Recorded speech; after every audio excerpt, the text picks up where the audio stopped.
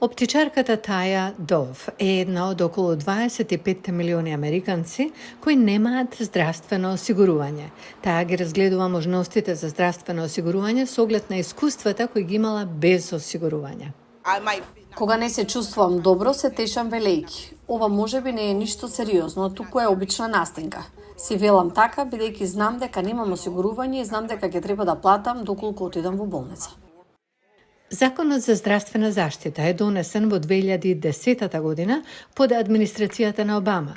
Законот за здравствената реформа е заслужен што помогна да се намали за речиси половина бројот на неосигурени американци, според Фондацијата за здравствена политика на семејството Кајзер. Создадоа нови пазари за здравствено осигурување кои не постоеа претходно. Тука луѓето може да дојдат да платат за своето осигурување и да добијат федерална субвенција која го прави истото подостапно. Од март, 21 милион американци имаа здравствено осигурување преку условите што ги нуди Законот за здравствена заштита. Републиканците со години се обидуваат да го укинат законот. Поранешниот советник на Трамп и председател на Здравствениот институт Парагон, Брайан Блеерс, наведе некои од забелешките. Законот за здравствена заштита го ограничи изборот, доведе до спојување на болниците кои купуваат лекарски ординации и други даватели на здравствени услуги. Сето тоа ги зголеми цените и трошоците, а американското здравје не се подобри значително. Поддржувачите на Законот за здравствена заштита не се согласуваат. Темата сега е централна за председателската кампања на демократите Харис и Волц.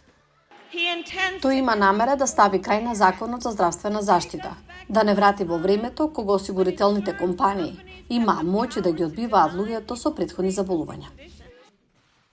Како председател, Трамп се обиде и не успеа да го укине Законот за здравствена заштита. Тој има поинаков пристап во неговата актуелна кампања. Ќе го задржам Законот за здравствена заштита, иако не е добар. Ако можеме да направиме нешто подобро, ќе го направиме тоа. Ако можеме подобро, тоа ќе значи поевтина и подобра здравствена нега за вас.